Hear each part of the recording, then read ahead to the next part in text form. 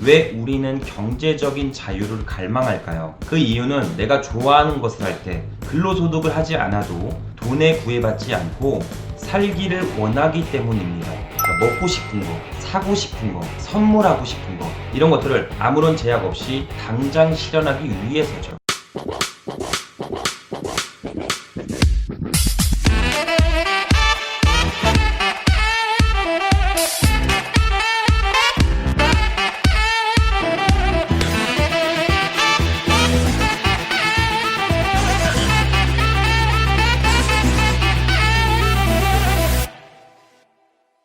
자, 반갑습니다. 대장 김상준입니다. 오늘은 돈에 대해서 자본성 지출과 소비성 지출에 대해서 말씀을 드려보도록 하겠습니다. 똑같이 돈을 벌더라도 이 자본성 지출을 알고 돈을 버는 것과 모르고 돈을 버는 것에 대해서는 큰 차이를 만들 수 있습니다. 오늘 전달드린 이야기는 당장 돈을 벌 수 있진 않지만 이걸 듣고 어느 정도 실행만 한다면 단언컨대 부자가 될 수 있습니다. 자, 본론으로 넘어가서 왜 우리는 경제적인 자유를 갈망할까요? 그 이유는 내가 좋아하는 것을 할 때 근로소득을 하지 않아도 돈에 구애받지 않고 살기를 원하기 때문입니다. 그러니까 먹고 싶은 거, 사고 싶은 거, 선물하고 싶은 거 이런 것들을 아무런 제약 없이 당장 실현하기 위해서죠. 하지만 현재 어느 정도 부를 이루신 분들은 어떨까요? 벌어들이는 수입으로 값비싼 외제차를 타거나 명품 의류를 구매하려고 하는데 쓰려고 돈을 벌지 않습니다. 물론 아닌 분들도 있겠지만 돈을 벌면 그 돈을 또다시 돈을 벌 수 있는 재투자로 돈이 다시 들어가게 됩니다. 즉 본인만 일하는 게 아니라 내 돈도 같이 일할 수 있게 만들어 준다는 거죠. 통상 많은 돈을 벌지 못하는 이유는 돈을 버는 목적이 소비성 지출을 하려고 벌기 때문입니다. 대표적으로 힘들게 근로소득으로 번 돈을 가지고 비싼 외제차의 리스값으로 충당하게 되죠. 그럼 비싼 외제차 값 리스값이나 기름값, 소모품 교체 비용 등으로 결국에는 감가상각이 될 대로 된 그런 비싼 외제차에 빚만 남고 팔게 됩니다. 반대로 명품 의류나 명품 신발, 시계 등을 사시는 분들은 구매할 때 그 순간의 희열은 느끼지만 며칠 하고 다니다가 쏟아지는 신상에 밀려서 집안 어딘가에 굴러다니는 사치성 지출로만 남게 됩니다. 그렇다고 옷을 사지 말아라, 차를 사지 말아라 이런 이야기는 아닙니다. 근로소득으로 열심히 번 돈을 소비에만 전부 탕진하지 말라는 이야기입니다. 자, 이 얘기를 좀 더 쉽게 예를 들어서 말씀드려 볼게요. 철수와 영희가 살았습니다. 이 두 사람은 매월 근로소득으로 200만 원을 벌었죠.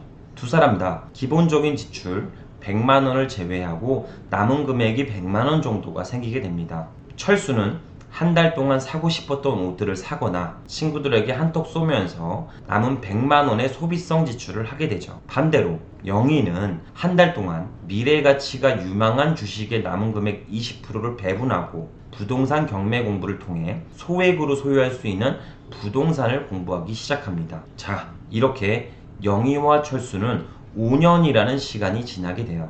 자, 첫 번째로 철수는 방구석에 굴러다니는 유행이 끝난 명품들이 남아 있었고 중간에 친구들도 타길래 나도 겁없이 질렀던 외제차 리스값 때문에 마이너스 2천만 원이라는 빚만 남게 되었죠. 반대로 영희는 매월 100만 원 중 20만 원씩 미래 가치가 있는 카카오 주식에 투자를 이어갑니다. 5년 전 주당 7만원짜리 매입한 주식이 현재는 40만원 선까지 약 5배가 넘는 수익률을 올려 총 투자 금액 1000만원이 5천만원이 넘는 금액으로 가치가 불어나게 됩니다. 또한 남는 종잣돈 80만원을 열심히 저축하여 1000만원 이상의 종잣돈을 모아서 빌라나 오피스텔, 상가, 토지, 부동산 경매 투자를 통해 일하지 않아도 임대 수입 200만원 이상, 시세 차익 1억 원 이상의 투자 수입을 만들게 됩니다. 결론적으로 철수가 명품 의류를 사고 외제차를 타는 5년 동안에 영희는 1억 원 이상의 투자 수입과 임대 수입 200만원을 만들게 되는 거죠. 즉 철수는 비싼 명품과 외제차를 1억 원의 가치와 맞바꾼 셈이 됩니다. 지금 철수처럼 소비성 지출에만 의존하고 살게 되면 향후 영희가 만든 1억 원의 가치와 맞바꾼 소비라고 보시면 됩니다. 당연히 본인이 명품 의류나 수입 외제차를 타면서 얻은 만족감이 5년 뒤에 보이지 않는 1억 원의 가치와 맞바꿀 수는 없지만 우리가 살고 있는 이 자본주의 세상에서는 꼭 인지하시고 알아야 되는 사항입니다. 철수와 영희는 출발점은 같았으나 시간이 지나면 지날수록 자본 격차가 크게 벌어지는 걸 볼 수 있어요. 즉, 지금 소비성 지출을 어느 정도 통제하고 자본소득만 세팅할 줄 안다면 5년 뒤에 비로소 경제적 자유를 달성할 수 있습니다. 주변에서 야, 뭐 언제 죽을지도 모르는데 야, 결혼이랑 집 사는 건 어차피 물 건너 갔으니까 그냥 오늘 하루만 사는 것처럼 즐기면서 살자, 이러시는 분들도 굉장히 많이 있습니다. 당연히 본인마다 추구하는 삶의 방향도 다르고 만족하는 범위도 다르기 때문에 철수처럼 산다고 해서 무조건 비난받는 일은 아닙니다. 하지만 오늘만 산다는 것은 꼭 노후에 참혹한 현실로 다가온다는 건 꼭 알고 계셔야 돼요.